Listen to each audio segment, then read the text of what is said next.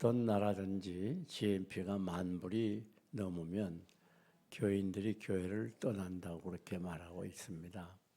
그도 그럴 수 있는 것이 하나님만 의지하고 믿음으로 살던 교인들이 이제 세상 일들이 잘 되고 물질이 풍요하고 그리고 세상의 쾌락과 세상에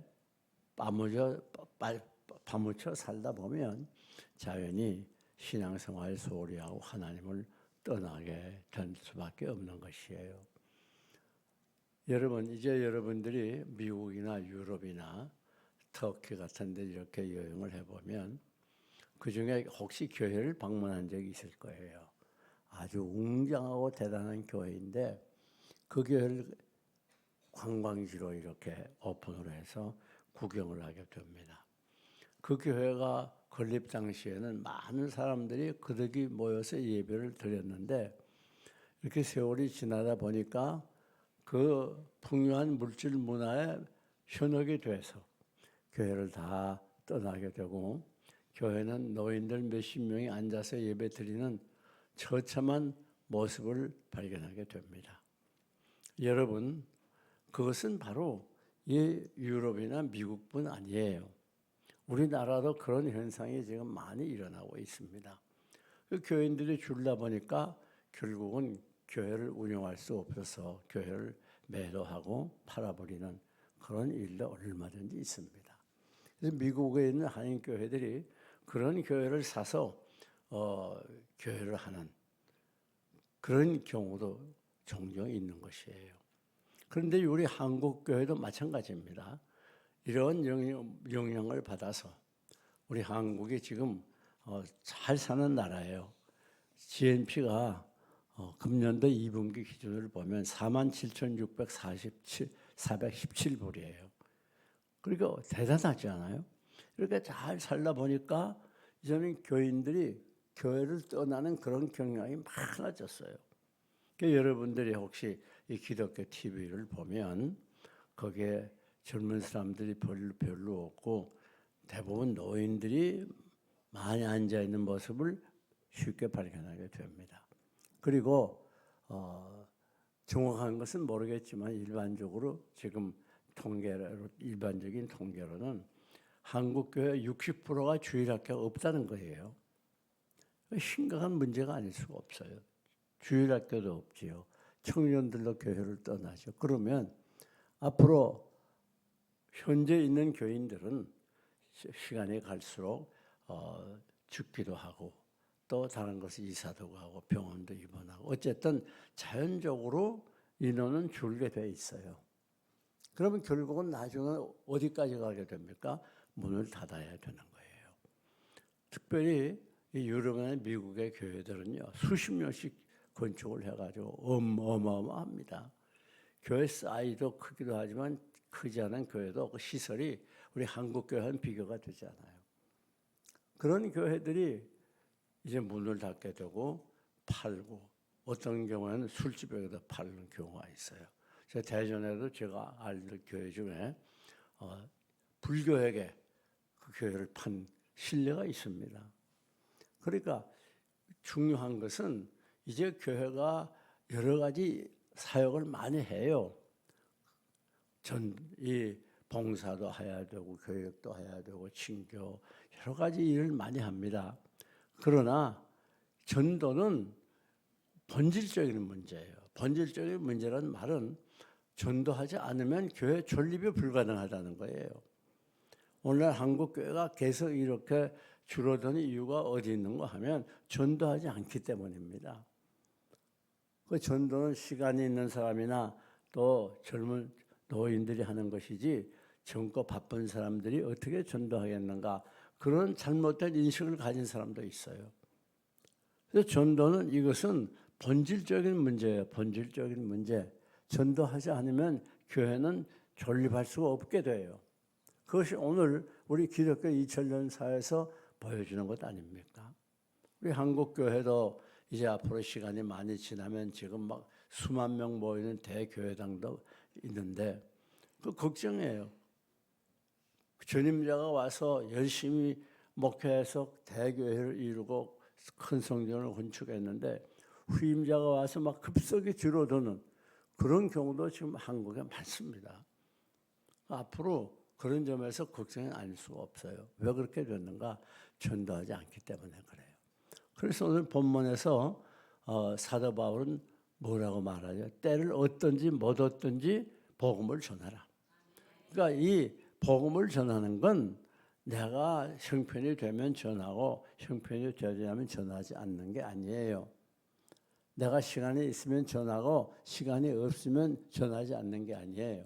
한가하면 전하고 바쁘면 전하지 않는 게 아니라 이 복음을 전하는 전도는 때를 얻든지 못 얻든지 그 말은 무슨 말인가 하면 때를 내가 만들어야 된다 그 말이에요.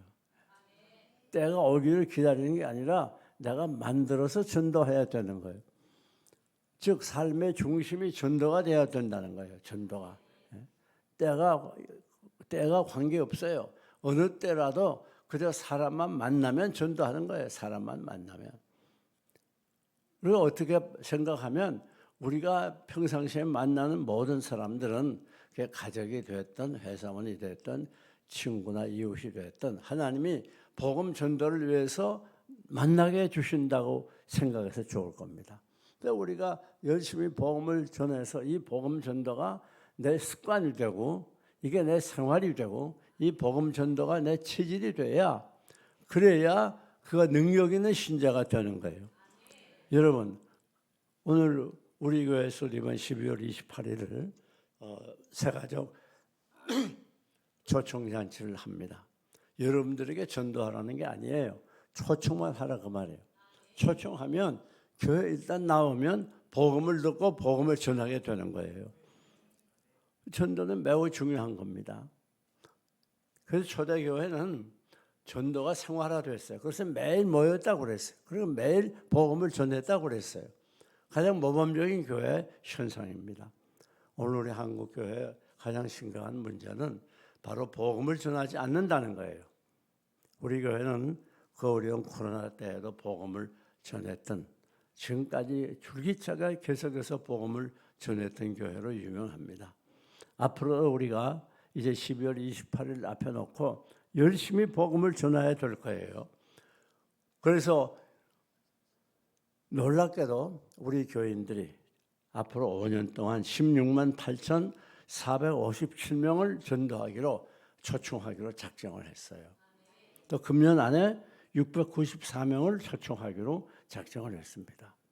그래서 오늘 우리 모두가 이제부터 내가 살아나는 길, 내가 능력 있는 신자가 되는 길, 그리고 우리 교회가 다시 부흥이 일어나고 한국교회가 살아나는 길, 그 길은 복음 전도밖에 없다는 것, 저 불신자를 초청하는 길밖에 없다는 것을 분명히 깨달아야 될 것입니다.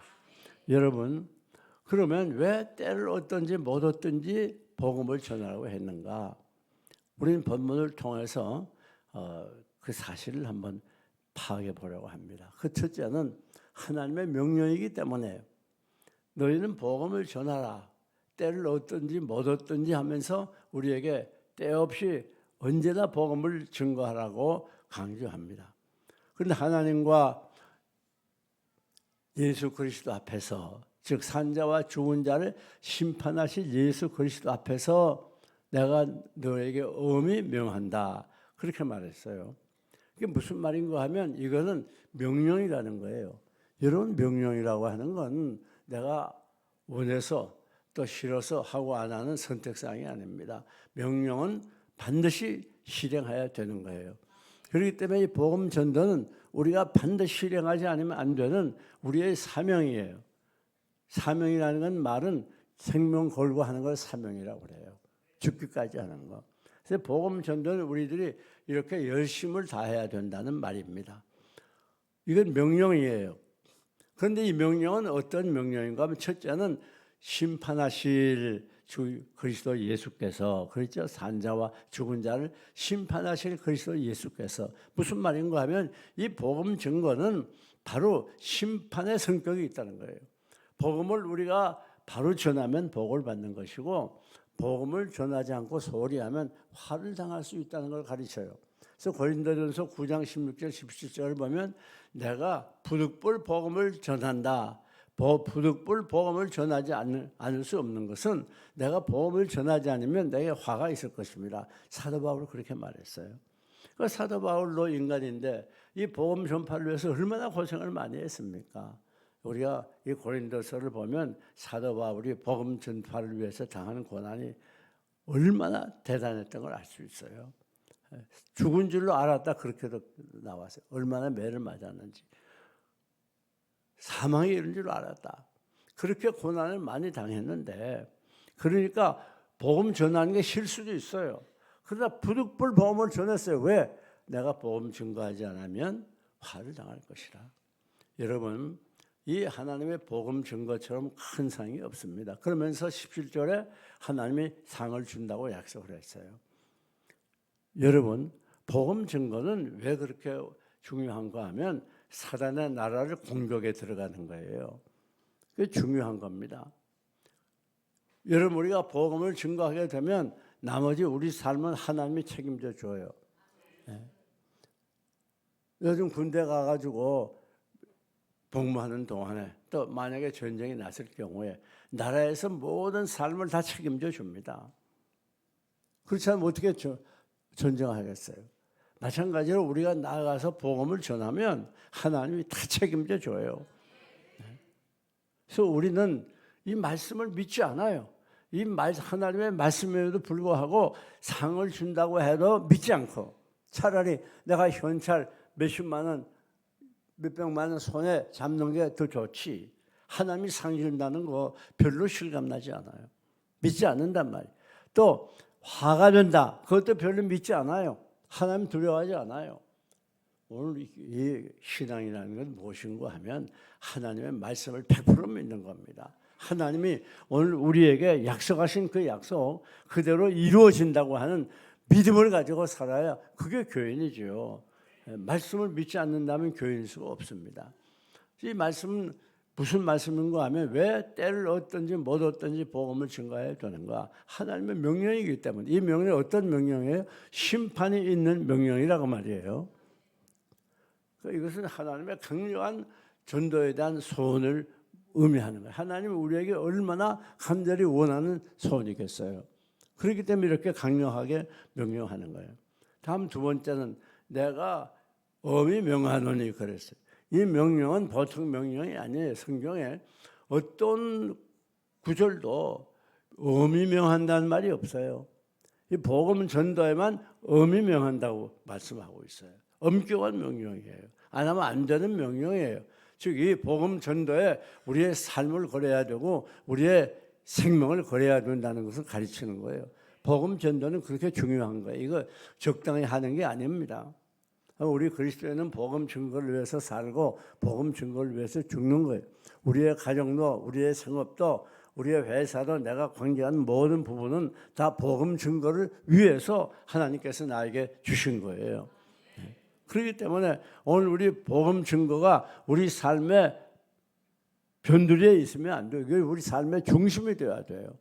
우리 삶의 맨 앞에 선두에 놓고 살아야 될 것이 바로 복음 증거입니다. 우리가 다른 거 다 잘해도 복음 증거 소홀히 하면 그런 하나님의 명령을 거스르는 거예요. 뿐만 아닙니다. 우리가 사도행전 1장 8절 이하를 보게 되면 주님께서 마지막 승천하면서 우리에게 부탁한 게 복음 증거예요. 너희가 예루살렘과 유다와 사마리아와 땅끝까지 이르는 내 증인이 되라. 마지막 이 세상 떠나시면서 우리에게 당부한 유언의 말씀이에요. 그 얼마나 중요한 말씀입니까? 가장 중요한 것을 유언으로 남기는 게 부모의 심정인데 우리 주님이 승천하시면서 이 세상을 떠나시면서 우리에게 복음 증거를 명령하셨어요. 또한 우리가 성령 주신 이유가 역시 복음 증거 때문이라 그랬어요. 그래서 성령 임하시면 너희가 권능을 받고 그렇죠. 성령 임하시면 왜요? 권능을 받는데 그 왜 권능을 줘요? 예루살렘과 유다와 사마리아 땅끝까지 이르러 내 증인이 되라. 이 복음 증거를 위해서 성령이 우리에게 보냈다는 거예요. 기본적으로. 그렇기 때문에 복음 증거는 얼마나 중요한 건지 모릅니다. 그 다음 보니까 내가 예수 그리스도 산자와 죽은 자를 심판하실 그리스도 예수 앞에서 그랬어요. 이 말이 무슨 말인가 하면 복음 증거는 하나님 앞에서 하는 거예요. 하나님이 다 보고 계시고 이 복음 증거에 관심을 많이 기울이고 계신다는 걸 가르쳐주고 있는 거예요. 여러분 성경을 보면 스데반이 이제 이스라엘 백성 앞에서 복음을 증거하다가 그만두려마자 죽습니다. 그때 예수님께서 하늘 보좌 우편에 앉아 계시다가 일어나셨어요. 일어나서 스데반을 보고 계셨어요. 스데반이 순교하면서도 얼굴이 환해가지고 기쁨으로 원수를 위해서 기도해 주면서 장렬하게 순교하지 않습니까? 근데 우리 하나님의 복음 증거하는 걸 그렇게 기뻐하시고 그렇게 원하신다는 걸 가르쳐요. 유명한 누가복음 15장 얘기가 있지 않습니까? 우리 목자가 99 양을 우리에 두고 한 마리 잃은 양을 찾아서 산로 들러 찾아다니는 거예요. 한 마리 양을 찾았을 때 어깨에 메고 돌아와서 기뻐했다고 그랬어요. 또 하늘의 천사도 사자도 기뻐하고. 그러니까 우리 주님의 이 땅에 오신 삶의 목적도 역시 복음 증거예요. 여러분 하나님의 섭리는 구속의 섭리입니다. 우리 영 죽었던 인류를 구원하기 위해서 예수님께서 이 땅에 오셔서 십자가에 못 박혀 죽으신 거예요. 왜? 복음 증거를 위해서, 영혼 구원을 위해서. 그래서 이 땅에 오셨어요. 그게 우리 주님의 구원 섭리, 하나님의 섭리입니다. 그러니까 이 복음 증거라는 건 기독교의 시작이에요. 시작. 가장 기본이에요. 기본. 이것이 안 되면 교회는 힘을 잃고 말아요. 그러니까 복음 증거하는 분에게 하나님의 은혜도 주고 능력도 주고 믿음도 주고 복음 증거하는 분들은 공통적으로 큰 기쁨이 오게 되면 1차적으로. 그래서 여러분들이 이거 복음 증거는 해도 되고 안 해도 되는 게 아니에요. 시간 있을 때 하고 시간 없을 때 안 하는 게 아니에요. 한가할 때 하고 바쁘면 안 하는 게 아니에요. 내 사정이 여유하면 하고 그렇지 않으면 안 하는 게 아니라 이것은 언제나 어느 때나 복음을 증거할 책임이 있는 것입니다. 그래서 때를 얻든지 못 얻든지 복음을 증거해야 될 이유가 여기에 있는 거예요. 다음 두 번째 복음 때를 얻든지 못 얻든지 복음을 전해야 될 이유는 우리는 미래를 알 수 없기 때문에 그래요. 우리가 어떻게 미래를 압니까? 아무리 현재 건강하고 훌륭하고 모든 면에 부족함이 없어도 언제 어떻게 될는지 장래를 몰라요. 그래서 야고보 4장 13절에 그 점에 대해서 표현을 잘했습니다. 들으라. 너희 중에 누가 말하기를 우리가 아무 도시에 가서 거기서 1년을 유하여 장사하여 일을 벌이라 하는 자들아. 너희가 내일 일을 알지 못하는도다. 너희 생명이 무엇이뇨? 너희는 잠깐 보이다 없어진 안개라고 그랬어요. 그렇습니다. 인간이라고 하는 건 보장을 못해요. 장래를. 그러니까 우리에게 하나님이 생명을 주었을 때에 또 우리에게 건강을 주었을 때 환경을 허락해 주었을 때 믿음을 주었을 때 이걸 복음 증거의 기회로 삼아서 복음 증거의 도구로 삼아서 열심히 복음을 증거해야 된다 그 말이에요. 그래서 이번 교회는 전도하라는 게 아니에요. 초청하라는 거예요. 여러분이 나가서 전도하는 게 아니라 초청만 해와요. 해오게 되면 전도는 제가 하게 됩니다. 그리고 예수 그리스도를 영접하고 믿게 하는 이 누구예요? 성령께서 하시는 거예요. 네. 그렇기 때문에 우리들은 이 복음 초청을 위해서 전력을 기울여야 될 이유가 여기에 있는 것입니다. 장래 몰라요. 미국의 유명한 이 청년 지도자요, 이 부흥을 일으켰던 유명한 킬런이라는 분이 있었는데 이분이 시카고에서 비행기를 타고 가다가 그 비행기 안에서 여승무원에게 복음을 전했어요. 그래서 예수 그리스도를 영접하고 믿기로 작정을 했습니다. 그리고 이제 일단 내렸어요. 내려가지고 내리니까 이 여승무원이 천국에서 만납시다 웃으면서 인사를 했어요. 그런데 그 다음에 그 이튿날 신문을 보니까 자기가 탔던 그 비행기가 그 다음 비행장에 내리지를 못하고 그만 다 죽었다는 거예요. 잘못돼가지고 승무원과 승객이 다 죽었대요. 그 명단을 보니까 그 복음을 받아들였던 여승무원 명단이 있었다는 거예요. 여러분, 우리는 언제 어떻게 될지 모릅니다. 저도 조그마한 기억이 하나 있어요. 제가 중학생들을 가르친 때가 있었는데 어느 날 얼굴이 하얗고 이쁘장한 여학생이 왔어요. 그래서 복음을 전했어요. 예수 그리스도를 영접했습니다. 그 다음 주에 안 나와가지고 알아보니까 죽었다는 거예요. 사람의 일을 알 수 없어요. 그래서 하나님이 우리에게 이 생명을 연장시켜 주는 데는 바로 복음 증거하라는 이유가 있다는 걸 알아야 돼요. 아직까지 내가 먹고 살만하고 이렇게 건강 주신 거 바로 복음을 증거하라고 하는 하나님의 목적이 그 뒤에 있다는 거, 이걸 꼭 기억해야 됩니다. 여러분, 이제 우리가 꼭 기억해야 돼요. 복음은 때를 맞추는 게 아니에요. 때를 만들어야 돼요. 때가 있든지 없든지 없으면 만들어야 되는 거예요. 때를 만들어서 복음을 전해야 돼요. 여러분, 그리고 복음 전하는 거 두려워하지 말아야 됩니다. 첫째는 하나님의 명령이기 때문에 복음을 전해야 되고, 두 번째는 장래를 모르기 때문에 복음을 전해야 돼요. 다음 세 번째는 사단이 공격하기 때문에 복음을 전해야 돼요. 이제 여러분들이 이렇게 엄청나게 전도 대상자를, 초청 대상자를 작정해 놓고 기도하고 노력하시는데 여기에는 반드시 사단이 공격합니다. 왜 그런가 하면 사단이 제일 싫어하는 게 그게 복음 전도예요. 사단이 제일 무서워하는 게 복음 전도예요. 왜 그런가 하면 이 복음 전도는 사탄의 나라를 공격해 들어가는 거예요. 그리고 사단의 나라를 정복하는 겁니다. 그러니까 사단이 복음 전도할 때 가만히 있질 않아요. 못할 수 하기 어려운 환경도 만들어주고 또 마음도 부담스럽게 하고 여러 가지 이웃들을 통해서 가족들을 통해서 문제를 일으키고 어쨌든 몸에 혹은 병까지 들리게 해가면서 복음 전도를 못하게 할 수 있어요. 그래서 사단은 복음 전도하는 걸 제일 싫어하기 때문에 온갖 수단과 방법을 다 동원해서 복음 전도를 못하게 합니다. 그래서 이것을 우리가 극복하고 넘어가야 돼요. 그리고 복음 전도를 위해서 하나가 돼야 돼요. 왜? 사단은 갈라놓으니까. 갈라놓고 불평하게 하고 상처 주면서 복음 전도를 방해하는 겁니다. 적극적으로 방해해요. 그렇기 때문에 여러분들이 이번 교회에 목표들을 많이 세웠는데 이 목표를 위해서는 그런 사단의 공격이 있다는 거, 그걸 꼭 기억해야 돼요. 베드로전서 5장 8절에 우는 사자같이 두루 다니며 삼킬 자를 찾는다 그랬잖아요.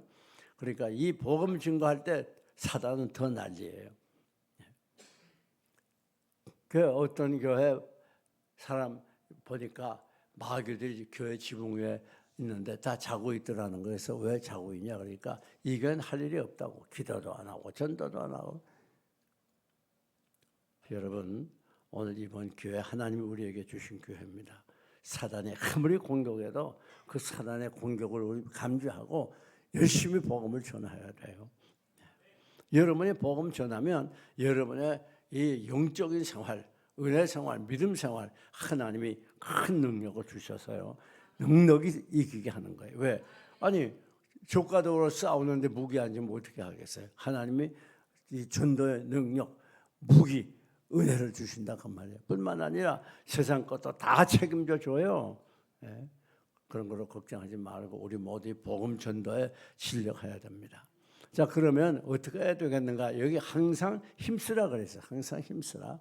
복음 전도는 오늘 내일 하는 게 아니라 항상 힘써야 되는 거예요.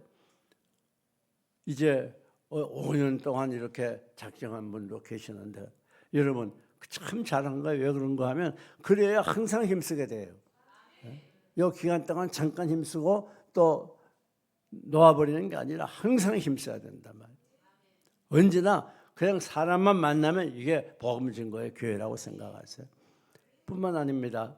오늘 본문을 보게 되면 힘쓰라는 말 세 가지 뜻이 있는데 그 첫째는 최선을 다하라는 말이에요. 여러분 최선을 다하지 않고 되는 일이 어디가 있습니까? 최선을 다해야 돼요. 그러면 나머지는 하나님이 책임져 줘요.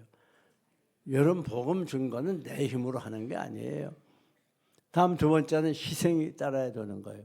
우리가 복음 증거를 위해서 수고도 노력도 시간도 다 투자해야 되고 때로는 물질도 필요해요. 왜? 물질을 투자해야 그 마음이 움직이거든요. 때로는 식사 대접도 하고 차도 마시고 선물로 주고 또 노력 봉사도 하고 그렇게 해서 그 사람이 나를 좋아하도록 만들고 내게 호감을 갖도록 만들어야 복음 증거가 쉽게 된다고 말이에요. 희생해야 돼요. 희생하고 노력하지 않고 나를 다하고 복음 증거 못하는 거예요. 여러분 가운데 이렇게 많은 분들을 예정해 놓고 목표를 세워놓고 부담 갖는 분이 있을지 몰라요. 부담 갖지 마시기 바랍니다. 우리는 초청만 하면 돼요. 나머지는 하나님이 하세요. 모아놓으면 복음 증거는 제가 한다 그 말이에요. 초청만 하시면 되는 거예요. 뿐만 아니라 여기 항상 힘쓰라는 말은 희생하라는 말이에요. 또 힘쓰라는 말은 열심을 다하라 그 말이에요. 열심히 식어지면 그 신앙이 식어지는 겁니다. 베드로가 그렇게 열심히 있었지만은 그러나 그의 열심히 식어지니까 예수님 멀리 떠나다가 또 따라가다가 결국 예수님 3번 저주하면서 부인하지 않습니까? 그런데 여러분 우리가 성경을 보게 되면 그 많은 선지자 중에 엘리야라는 선지자가 나타나요. 근데 엘리야는 그 많은 선지자 중에 뛰어납니다. 하늘에서 불이 떨어지게 했어요. 3년 6개월 동안 땅에 비가 오지 않기도 하고 땅에 비가 오기도 했어요. 엘리야는 우리와 성령이 같은 사람이라 저가 비 오지 않기를 간절히 기도한 적 3년 6개월 동안 땅에 비가 안 오고 다시 기도한 적 하늘이 비를 주고 땅이 열매를 내었다. 야고보 사도가 말하고 있잖아요. 굉장한 능력이지 않습니까? 그뿐 아닙니다. 엘리야는 죽음을 보지 않고 하늘나라로 승천해 올라갔어요. 이게 얼마나 큰 복입니까? 왜요? 엘리야는 성경을 보니까 열심히 특심이라 그랬어요. 열심히 식으면 안 돼요. 끝까지 열심히 나가야 이런 놀라운 은혜와 능력을 받는 것이지 어느 때는 열심히 했다가 어느 때까지는 또 폭삭 식어버리고 그래서는 안 된단 말입니다. 하나님 그 기뻐하지 않아요. 그래서 요한계시록에 보니까 차지도 아니하고 덮지도 아니하면 내 입에서 토하여 내치리라고 그랬어요. 하나님은 우리가 열심히 있는 걸 기뻐합니다. 열심히 있어야 뭘 이루는 거예요. 신앙생활도 열심히 해야 돼요. 찬송도 열심히 부르고 기도도 열심히 하고 말씀도 열심히 읽고 듣고 묵상하고 열심히 있어야 그 신앙이 자라는 거예요.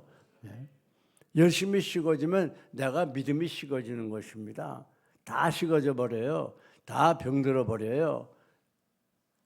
여러분 세상 것도 열심히 있어야 되지 않아요? 열심히 없이 무엇을 이룰 수가 있습니까? 말씀을 정리합니다. 우리 모두 12월 28일 태신자 초청잔치입니다. 여러분이 전도하라는 거 아니에요. 초청만 해오세요. 그리고 목표를 위해서 계속 기도하고 최선 다해서 때를 얻든지 못 얻든지 복음을 전해서 많은 열매 맺으시기를 주님의 이름으로 축원합니다.